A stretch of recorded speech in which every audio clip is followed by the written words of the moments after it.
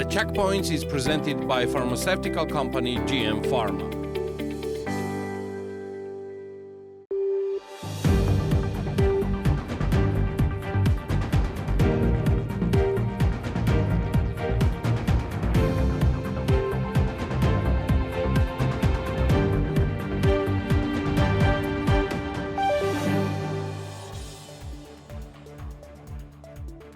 Overall, business and investment conditions are sound and Georgia favorably compares to regional peers. However, there is a continued lack of confidence in the judicial sector's ability to adjudicate commercial cases independently or in a timely, competent manner, with some business dispute cases languishing in the court system for years, reads the U.S. State Department report on the investment environment in Georgia in 2024.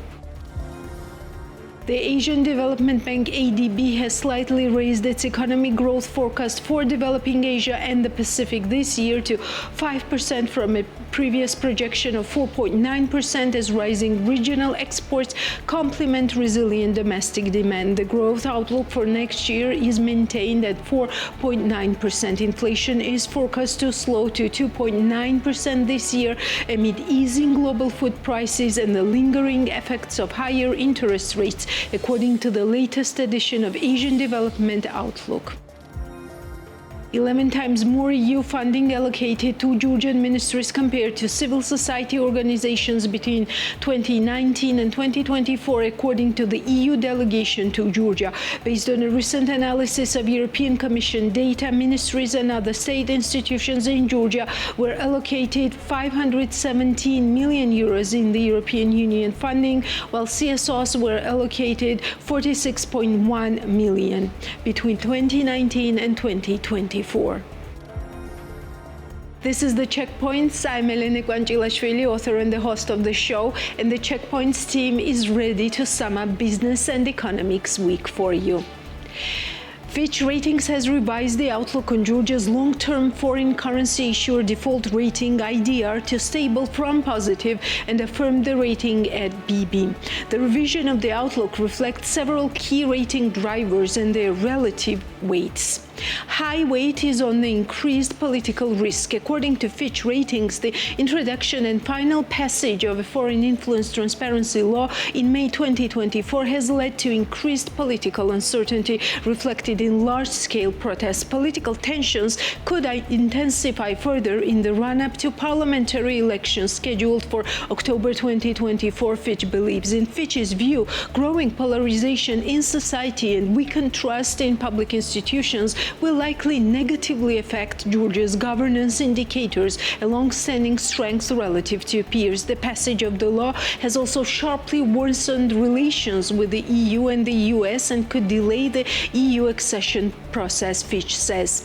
Medium weight is on weaker external finances. International reserves declined to USD 4.6 billion as of the end May 2024 from a peak of USD 5.4 billion in August 2023, despite a broadly favorable macroeconomic backdrop. In Fitch's view, this reflects a wider current account deficit, higher net sovereign debt repayments, and National Bank of Georgia FX sales of USD 168.7 million to manage increased pressures on the lari, which has depreciated by 7% versus the US dollar following the foreign transparency law passage. Fitch says political uncertainty could maintain pressure on the lari and reserves through the election cycle. Fitch expects FX coverage to average 2.6 months of current external payments in 2024 to 2026, well below the projected BB median of 4.8 months. Fitch forecasts the CAD to widen to 5.1% of GDP in 2024 and 2025 from 4.3% in 2023, current BB median 1.8%. As extraordinary inflows of capital and migrants from Russia and Ukraine have largely dried up and imports increase amid robust domestic consumption and investment demand. demand. Fitch expects that foreign direct investment will almost entirely finance the current account deficit over the forecasted horizon. Weakening of policy framework, the precautionary IMF standby arrangement remains off track and is unlikely to resume before the October elections. Fitch says this is due to differences regarding reform of state-owned enterprises and delays in reform to strengthen the central bank's institutional independence. In Fitch's view, perceived risks to the independence of the NBG could erode policy credibility, potentially weakening the capacity of Georgia's small, open and dollarized economy to respond to external shocks effectively. Regulatory developments around sanctions implementation have also raised uncertainty for Georgian banks. Fitch assesses Georgia's BBIDRs also reflect the following rating drivers. Moderate government debt levels. General government debt was 39.1% of GDP at end 2023, well below the current BB median of 54%. The proportion of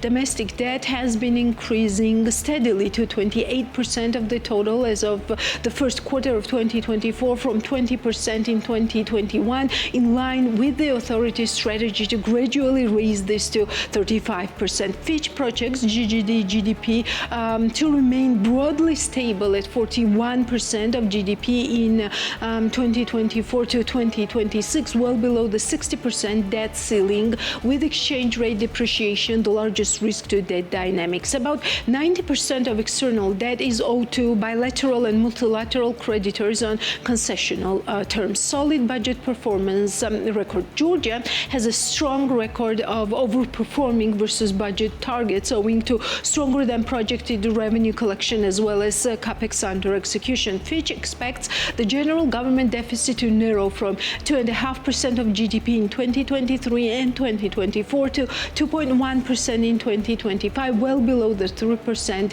deficit ceiling. Strong GDP growth. The large influx of Russian, Ukrainian and Belarusian migrants has resulted in a lasting value addition to the economy, including by boosting potential growth rates, notably in the ICT, construction and hospitality sectors. Fitch expects growth to remain robust at 5.8% in 2024 and an average of 5% in 2025 to 2026, driven by domestic consumption and private and public sector investment. Low but rising inflation. Fitch forecasts inflation to rise above the NBG's 3% target to 3.8% by end 2024 and 4.1% by end 2025, partly reflecting the impact of lari depreciation in 2024. The NBG has cut rates by a cumulative 150 BPs this year to 8% as of mid-June 2024, and Fitch expects monetary policy to be relatively tight until end 2025. Monetary policy transmission is impeded by relatively high levels of dollarization, Fitch says. Geopolitical risks related to Russia remain high in the context of international scrutiny with regard to sanctions enforcement and Georgia's stated aspirations to join NATO and the EU. Fitch does not expect the long-standing unresolved conflicts involving Russia in Abkhazia and South Ossetia to escalate in the medium term. Stable banking sector, high dollarization. The Georgian banking sector is stable, Fitch says, with strong asset quality, non-performing loan ratio to 1.6% as of April 2024, high profitability, April return on equity of 24% and high capitalization, tier 1 capital ratio of 21.7% as of April. Dollarization in deposits and lending remains relatively high in Georgia at 49.4% and 44.7% as of April respectively, although these levels are moderately declining. Macroprudential measures introduced by the NBG are intended to gradually reduce the level of FX lending growth, Fitch says, but this will take time to achieve. Georgia has an ESG relevance score of 5 for political stability, rights, and 5+ for the rule of law, institutional and regulatory quality, and control of corruption, respectively. These scores reflect the high weight that the World Bank governance indicators, WBG, having Fitch's proprietary sovereign rating model, SRM. Georgia has a medium WBGI ranking at the 60th percentile, reflecting moderate institutional capacity, established rule of law, a moderate level of corruption, and political risks associated with the unresolved conflict with Russia. Here is our exclusive interview with the leader of Fitch Ratings analytical team, Arvind Ramakrishnan, on the key findings of the recent rating for Georgia and those you cannot read in the Outlook. Looking at the Fitch recent rating, what does it say about Georgia to investors and to creditors? Well, in our most recent credit review of Georgia, we affirmed the rating at BB, but we revised the outlook from positive to stable. So this in itself was based on a few factors. So firstly, it was what we saw as heightened political risk, which flowed from the passage of the so-called Foreign Agents Law or the Foreign Transparency Law in May, June of this year. We saw how that proved to be highly politically divisive. And given the context of the upcoming parliamentary elections, we feel that this has already raised quite sharply political polarization in society and potentially the risk of social unrest as well. Sorry, I will be following up on each of your. Why does that matter in the framework of what is Fitch looking at and what is Fitch specifically assessing for Georgia? It is quite important because it has an impact on both the quality of governance or governance indicators as measured by the World Bank, which directly feed into our assessment of credit ratings. And also, given that the passage of this law has attracted quite a bit of negative scrutiny from key Western partners, and in particular the European Union. And as you know, as recently as this week, the European Union ambassador to Georgia has said that the EU accession process is being put on hold, which is just a few months after Georgia achieved negotiated country status. So these reduce further upside for the credit rating of Georgia, at least in the near term. Fitch also says that political uncertainty could maintain pressure on the lari and reserves through the election cycle.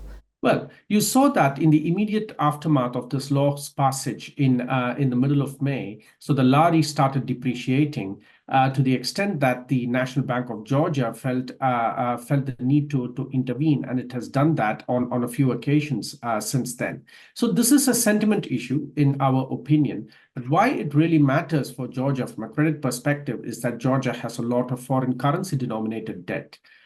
So a fall in the value of the lari would be, all other factors equal, negative for Georgia's credit metrics. And it could also result in an increase in dollarization levels. So which is why the trajectory of the lari is quite important from a credit ratings perspective for Georgia. These dollarization levels and also the debt levels, which Fitch in its rating says that it's quite okay for Georgia at this point of view, are such types of factors that could change the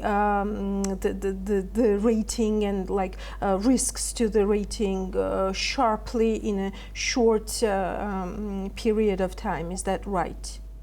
Well, firstly, on the government debt levels of Georgia, so Georgia currently still does better compared to most of its rating peers on government debt levels. The issue is the composition of the debt, in which there is a heavy composition of foreign currency denominated debt, right? So if there is severe pressure on the lari, then we have a market risk to debt dynamics over there. On dollarization within the banking sector, we feel that for this rating level, that is at BB, it is not necessarily unusual. But that said, it does represent a vulnerability. And going forward, it would be part of the considerations that we have when we look at potentially whether there is upside to the rating. One of the focuses in this rating is on the precautionary IMF standby arrangement, where the Fitch said that it remains off the track and it is unlikely to resume before the October elections. And this program is directly linked with some of the reforms reforms, some of the institutional reforms, and also also to the questions that are arising about the central bank's independence and institutional soundness. So how does this relate to the Fitch Ratings framework, and why should investors and creditors bother about these specific reforms? Well, we care about this, and so would most investors, because it is indicative of policy credibility. Because IMF programs often act as, within quotes, stamps of approval of policy credibility for countries. And IMF programs or IMF standby agreements, like the one that Georgia had until it was suspended, also often produce a lot of technical assistance, which is seen as positive for a country's macroeconomic policy management. So even if Georgia was not particularly in need from a fiscal perspective or from an external reserves perspective of drawing down these funds which were available under the SBA, the concerns that the IMF has, which you have named, like central bank independence, for example, reforms of SOEs and so on, are issues that need to be resolved, which have not been done. And as you as you said, we do believe that given political sensitivities and also the fact that Parliament does not really have the bandwidth to deal with this before the election, it is extremely unlikely in our view that the IMF program is going to be restored until the other side of the elections. There is a quite big chunk on the uncertainty for commercial banks in Georgia. Why is this focus on commercial banks, and how do they relate to the economic soundness of the country? Yeah, I would not like to comment too deeply on the banks themselves.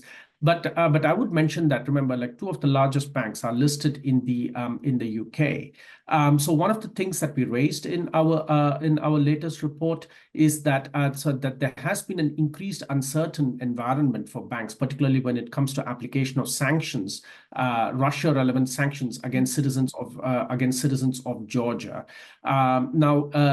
This could complicate things for banks, particularly those that are listed in the UK, because obviously they will have to comply with Western sanctions. So it is issues like these which the IMF has also noted, which raise questions about the consistency and credibility of macroeconomic policy and supervisory policy of key institutions, which also contributed to our decision to revise the outlook from positive to stable. One thing is international sanction implementation, and also this loyalty to this international sanction regime, where Georgia is doing quite well according to all assessments.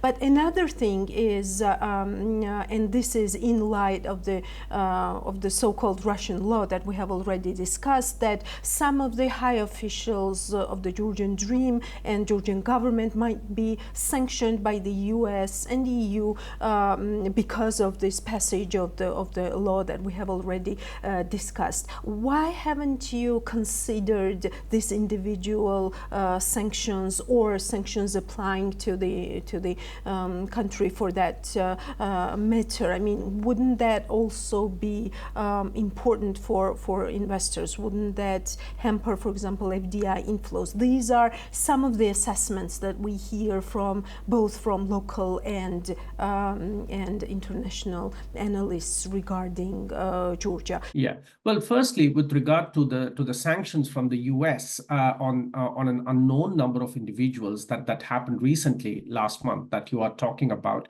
we have of course taken that into cognizance. At this moment, we are not aware of any softening in stance on the side of the Georgian government in terms of withdrawing this legislation or postponing its implementation.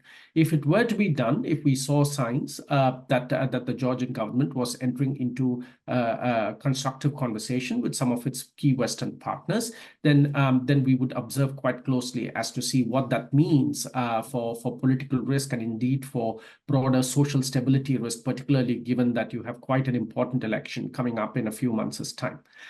With regard to implementation of sanctions on Russia that you mentioned, yes, I mean, we have seen that Georgia, particularly within the banking sector, seems to be implementing it quite strongly. We understand that Georgia has a relatively strong cooperation with most Western countries. So we do not expect Georgia to be, at least from that perspective, at particularly high risks of secondary sanctions. One more law that probably we thought that would be considered in this rating was law on offshores, because this is also seen as the tool that might increase doubts over the international sanction evasion regime and also put pressure on commercial banks in Georgia. But you haven't considered. You make an emphasis on the so-called Russian law, but you haven't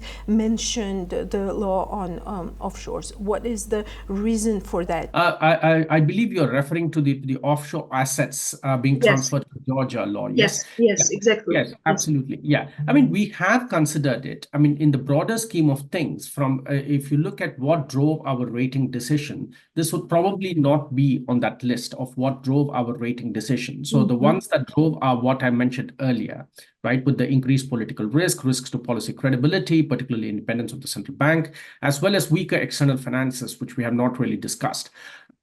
But to answer your question, yes, I mean, this is something that we are noticing. And again, there are a few different ways of interpreting this. Firstly, bringing back assets into the country would, other things being equal, improve the external asset position, so the sovereign external balance sheet. So that is not something that can easily be discounted. Of course, there are concerns that have been raised, including by the IMF, on whether the tax holidays that have been given or tax exemptions for those who repatriate their assets from tax havens and so on are perhaps too generous. That could be a governance issue, and also it could lead to concerns over, say, for instance, corruption and like retroactively forgiving people for corruptly taking the assets overseas and things like that, which we would not necessarily want to comment on. At the moment, we don't consider it a rating driver, but it is something that we are keeping a close eye on. Okay, thank you for that clarity. Also, I want to ask you about this large project, which is an Clearport project, and you probably know, Mr. Arvind, that the government is currently considering Chinese investments. That won't be that diversified. I mean, 49% stake will be governed by the Chinese state company and some companies that are associated with it. We've read and we've heard and we've researched a lot about the Chinese debt trap, which many countries have experienced. Is it something that in future Fitch ratings might be looking closely at whether that materializes in some kind of risks to the overall credit stability of the country? Yeah, it's a good question, and it's certainly something that we are observing quite closely. But there are at least two things that I would like to say over here. One is the quality of the tendering process, because remember that Anaklia, that the government has already tried to tender this before, and it did not end quite well. So, this is like round two, if you like, right? So, we understand that there are concerns from many parties over the transparency of the tendering process. There are concerns that the company which is involved may have some sanctions exposure. So how does Georgia manage these kinds of risks? That is certainly something that would have an impact on governance. Secondly, again, while we are not privy to the commercial terms of this agreement, if, say, for instance, like it were, say, a PPP project or something like it, and it added to significant contingent liabilities, again, dependent on how the transaction is structured, and as I said, we do not have access to this, then we would have to assess quite closely to see whether they could add contingent liabilities to the sovereign, which, other things being equal, may be negative. Thank you so much for that answer as well. Also, like looking again at the overall rating, could we say that at this point, this BB rating affirmation is about the sound macroeconomic, the figures that Georgia has, and how sustainable is that in the long run, considering that migration effect may dissolve and all the external factors that have been helping Georgia so far to have double-digit economic growth and to maintain from all assessments quite high economic growth to this point. Yeah, we think that the BB rating is appropriate for Georgia, and we think that it is actually quite sustainable for Georgia. Remember that Georgia has been at this rating level for quite a few years now. Of course, you know that since 2022, particularly Georgia's economic growth levels have been very strong. And that has actually provided a sustainable boost to the economy. It has led to, in general, a big strengthening of the currency, and it has improved a lot of credit metrics for the country. Now, we don't expect currently, at least, that there will be a big reversal of these trends. For instance, that like a lot of the capital that has come in over the last couple of years into Georgia is going to find its way out of the country. And growth prospects still remain relatively strong. So we expect growth of about 5.5% on average over the next 3 years, this year included, which is actually quite strong for this rating level as well. And also, remember, even though from an external finances perspective, Georgia underperforms its rating peers, from a fiscal finances perspective, actually, Georgia has good discipline, a good track record, and also it has relatively low debt levels. So these are strengths for the credit rating. And also governance standards, which have historically been above rating peers, though it remains to be seen how the latest developments, particularly with the passage of the law and the other factors that we discussed, could impact on governance standards in the short to medium term. And my last question, thank you so much for your time. You mentioned that Georgia has been in the junk rating for quite a few years now. What could make a breakthrough? I mean, what are the best practices for the upgrade in rating? The biggest vulnerabilities for Georgia from a credit perspective is its external position. So Georgia, actually, it runs consistently and structurally large current account deficits. So as a result of that, it has a large external debt position. And we penalize Georgia for that in the way that we carry out our rating assessment by subtracting, as we call it, a notch from the model produced rating for Georgia. So if Georgia were able to improve its external position in a sustainable manner, then that would be that would provide positive upside to the rating. Secondly, if there were reforms that strengthen the policy framework in a sustainable manner, which could lead to potentially stable and robust improvement in, say, institutional independence and potential growth prospects, that would also be positive for the rating. And thirdly, even though, as I mentioned, that Georgia's public debt levels are actually better than rating peers, if there were sustained fiscal policies that led to a credible and sustained reduction in public debt levels, then that would also be positive for the rating. What was new in business this week? Natia Taktakishvili will tell us more. Company Myanmar is expanding its exporting markets. Temur Bosoghanashvili, director of company, declares that the company's products are currently represented in Germany and the Baltic countries. Soon the company plans to open a new facility in Austria. In a short period of time, we have made a lot of progress. We are already operating in Germany and Baltic countries. Soon we will be represented in Austria. Then we plan to enter England and France. The British market is quite real and facility will be opened very soon. As we already have a good system of logistics across Europe.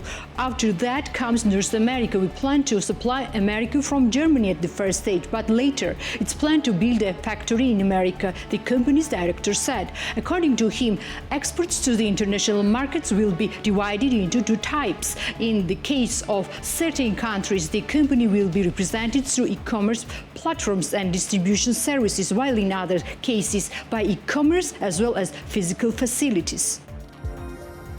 Erekli Kokai, executive director of In Group, declares that the hotel receives tourists from various markets, both from Asia and EU countries. As Erekli Kokai told BMWG, their guests are mainly from South Korea, China, Arab countries and Israel. Poland is exceptionally active from the EU countries. The high season has started. This is mainly from May to September, and accordingly the occupancy increases. In the load rate stood at 60% before, now it reaches 80% on average, said Kokai. According to him, before the pandemic there were much more visitors from the European Union, and outstanding activity was recorded from Germany. Erekli Kokai hopes that marketing strategy will be activated in the direction of attracting more tourists from the European Union. Before the pandemic we had much more tourists from European Union. German tourists were especially distinguished. Now we don't feel like we have many German tourists in our hotels. Hopefully the marketing strategy will change in the direction of bringing more tourists from Germany and the European Union in the general, said the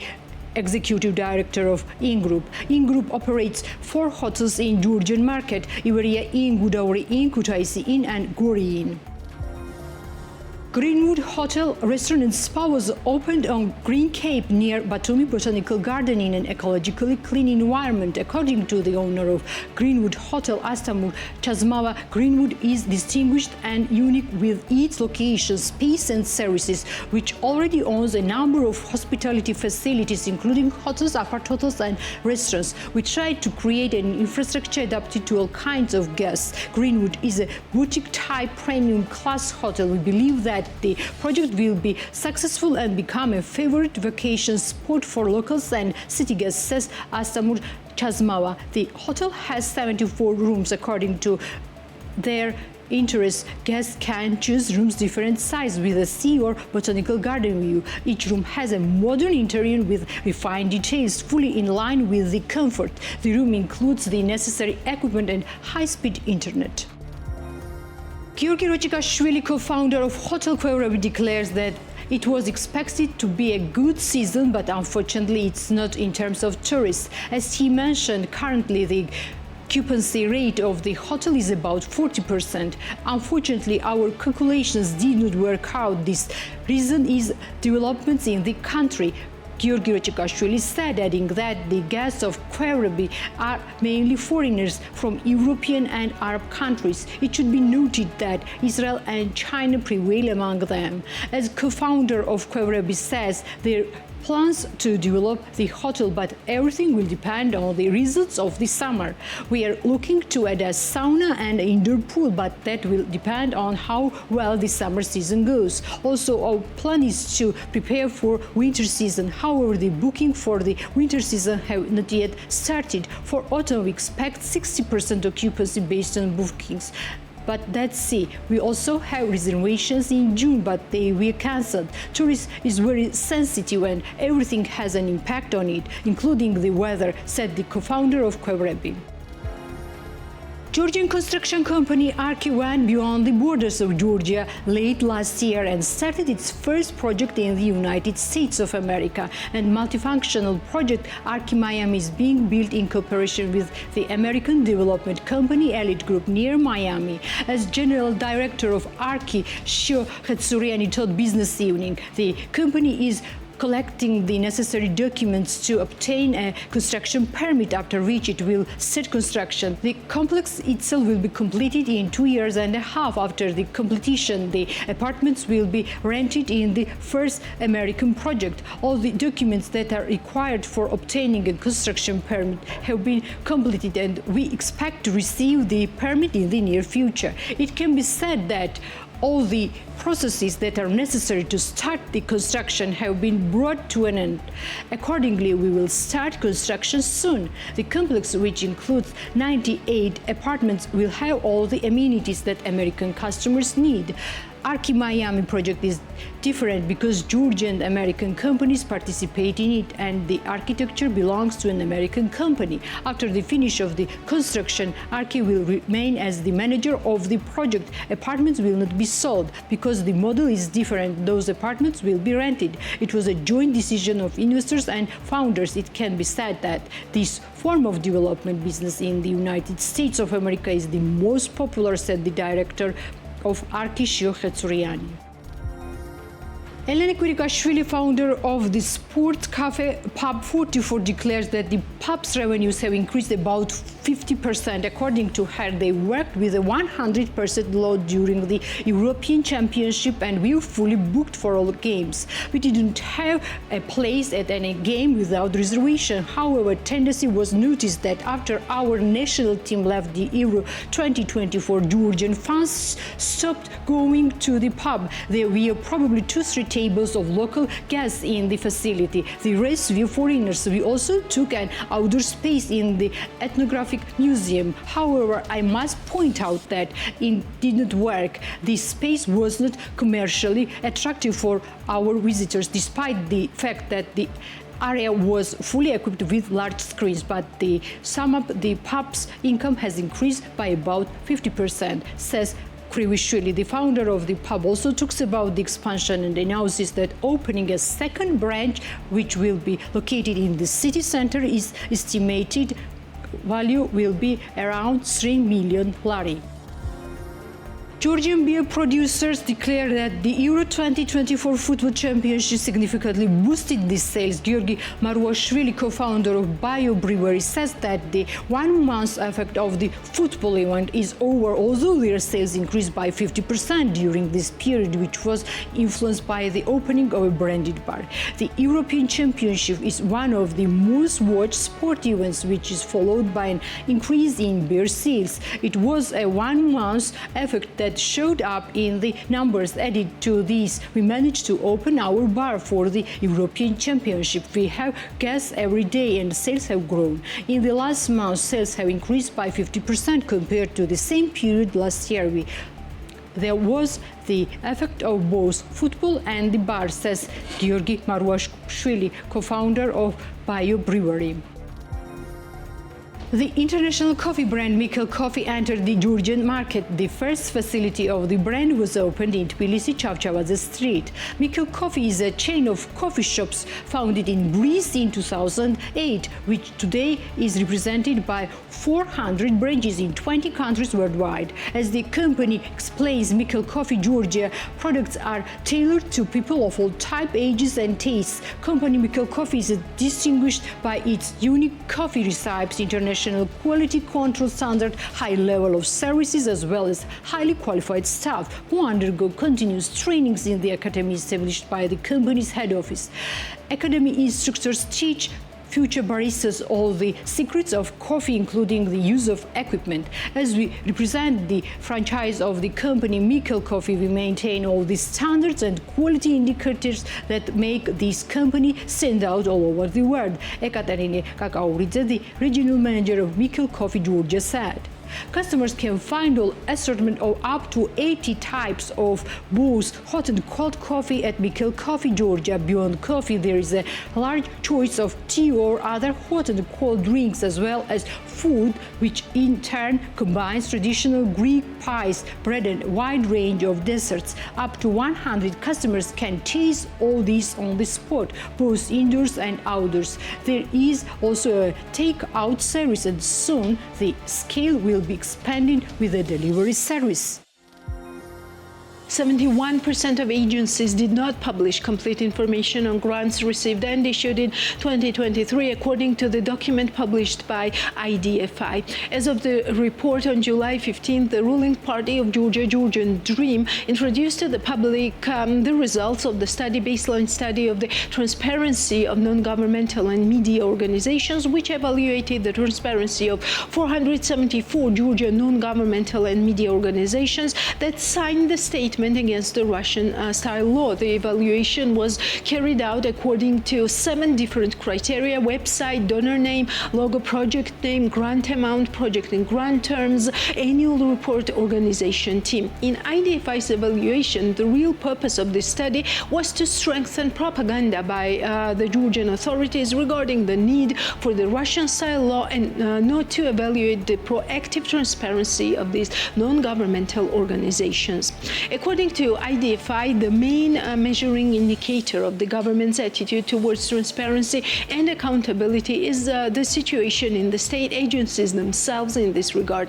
It needs to be highlighted that since 2013, public institutions of Georgia have had the obligation to proactively publish public information. A decree of the government of Georgia defined the list of minimum public information subject to proactive disclosure on the websites of state agencies. The list of information defined by law sets minimum requirements for the publication of information related to the activities and finances of administrative bodies and is mandatory. Nevertheless, IDFI studies over the years have demonstrated that the majority of public institutions do not meet even the minimum obligations imposed by government decree. Moreover, at the initial stage of establishing the standard of proactive information publication, public institutions fulfill their obligations with greater responsibility than in recent years. For example, according to the monitoring results of 2014, the overall rate of proactive publication of information by public institutions was 71%, and in 2019 to 2023, this fell to 50 to 60%. In addition, from 2022, there was a sharp decline in the rate at which public institutions disclosed information in response to freedom of information requests. Specifically, 42% of requests remained unanswered, the worst result since 2010.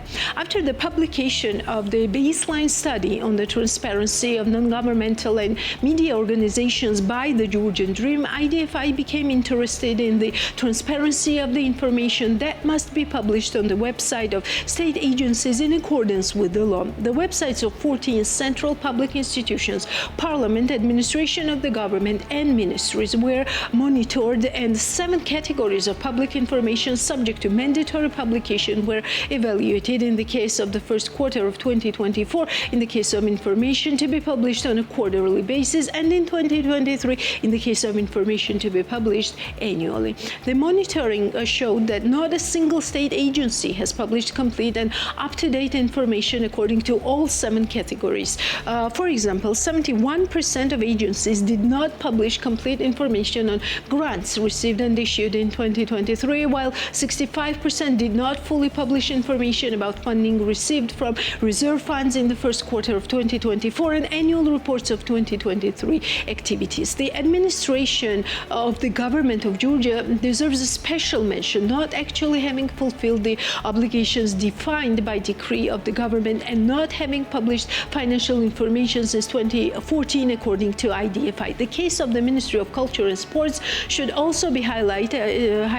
IDFI says it has a budget of 470 million lari and has not had its own website for more than 3 years. Against the background of proactive lack of transparency of information related to the management of public finances and personnel policy, it is even more problematic not to provide public information on this category of data, IDFI says. For example, in 2023, none of the above-mentioned agencies provided IDFI with complete documentation of restaurant and travel expenses, information about vehicles on their balance sheet with detailed characteristics, a list of freelancer job positions and salaries, and so forth. What was new in the economy this week? On to our short overview of the main figures and tendencies. Georgian Prime Minister Irakli Kobakhidze on Thursday said a note especially about Georgia was made in a joint document of European Political Community Summit highlighting the nation's special importance in terms of energy, connectivity and transit function in general. As the head of the government noted, the summit covered interesting discussions. President and Prime Minister from several European nations participated in the discussions. I got the opportunity to speak about energy connectivity, which was one of the key topics of this summit. We will also able to arrange bilateral meetings and speak with colleagues, president and prime ministers from other European nations. As a result, we employed this format as much as possible to convey messages relevant to Georgia's national interests, Kobakhidze remarked. Georgian Prime Minister attended the fourth meeting of European Political Community in the United Kingdom. The objective information presented in the report in the Department of State is a clear signal to investors that Georgia can be a reliable partner and the right choice in the long term. First Vice Prime Minister, Minister of Economy and Sustainable Development Levon Davitashvili said while commenting on the U.S. State Department's 2024 Investment Climate Report. According to the statement of the First Vice Prime Minister, all this indicates that Georgia has the right economic policy, which first of all involves macroeconomic stability. The report of the U.S. State Department, which evaluates the investment climate of Georgia, is quite objective. The assessment of the investment environment and climate of Georgia is positive. The report mentions the main economic reforms that the country has successfully implemented in recent years, as a result of which the country had an unprecedentedly high economic growth compared to the candidate countries of the region and the European Union. This trend should be maintained in the coming years, which is confirmed by international leading economic organizations, including the International Monetary Fund, said Levon Davitashvili. According to him, the country has improved macroeconomic indicators, which is the basis for investors to invest in Georgia. He also said that Georgia is different from other countries of the region, which is always clearly mentioned in the report. According to him, the country's investment environment is predictable and regulatory legislation is in full compliance with international standards. Georgia's Minister of Foreign Affairs Ilya Darchashvili commented on U.S. State Department's 2024 Investment Climate Report, stating Georgia pays a lot of attention to the investment climate and the Georgian government works very actively in this regard. As a safe environment and safe country are the primary components of foreign investment. As a result, this confirms that Georgian government and its leader have been saying our nation is safe for investment. This report contains some very interesting messages, remarked Ilya Darchashvili. Furthermore, the head of foreign ministry stated that Georgian government is actively working to increase the country's investment potential. Georgian Dream Parliament members have initiated changes allowing motorcycles and mopeds on the used bus lanes. The proposal was discussed at the Bureau session. According to the Parliament members, this practice is common in several European cities, including Vienna, Madrid, and Barcelona. In Stockholm and Sweden, the policy started at a test. Once it was evident that traffic accidents decreased and safety improved, it became permanent. One key factor is that other road users find it easier to see motorcycles and mopeds, which significantly reduces traffic accidents. Additionally, allowing these vehicles to move swiftly in bus lanes reduces harmful emissions, the initiator stated. The proposal includes penalties for violation. Vehicles classified under M3, N2, N3, and T categories using bus lanes outside registered times and places will face a fine of 1,000 lari. Repeated offences will incur a fine of 3,000 lari.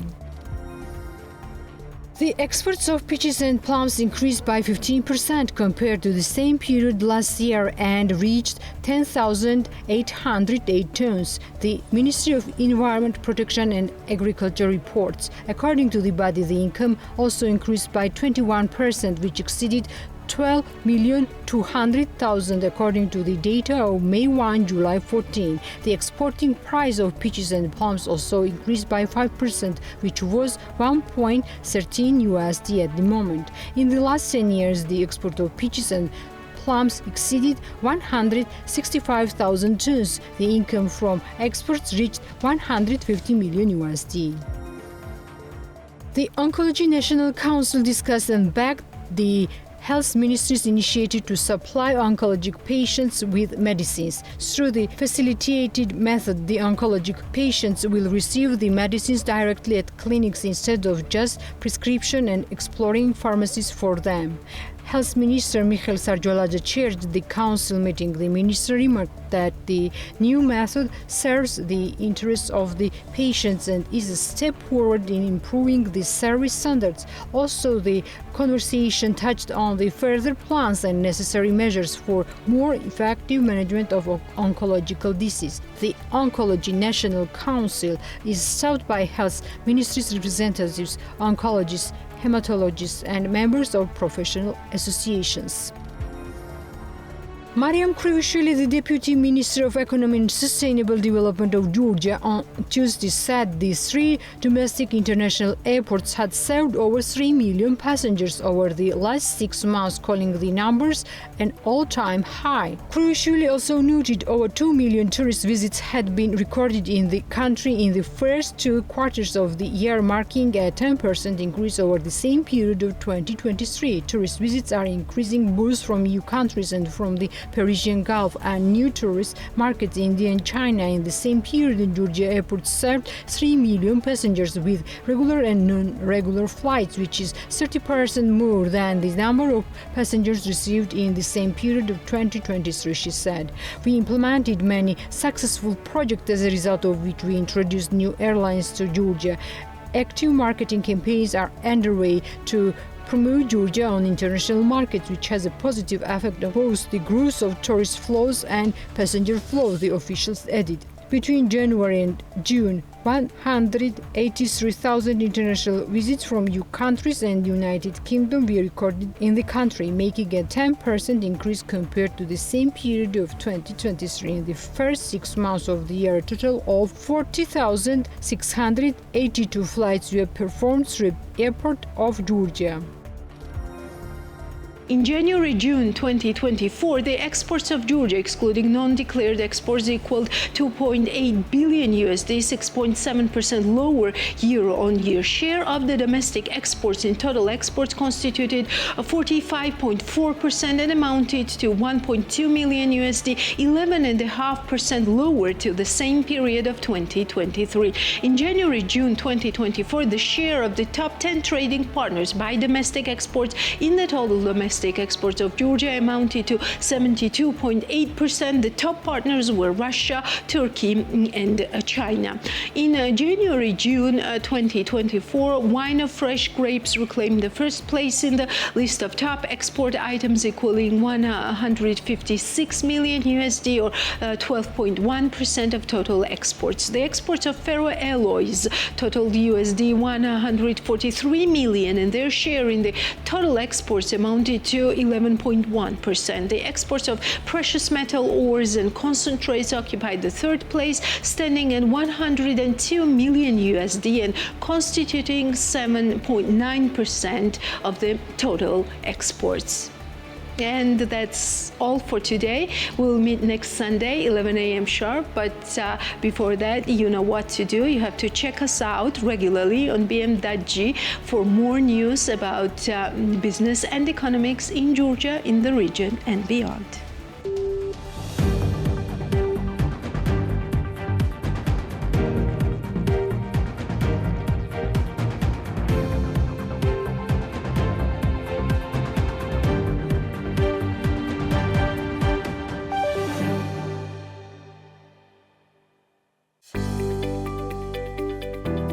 The Checkpoints is presented by pharmaceutical company GM Pharma.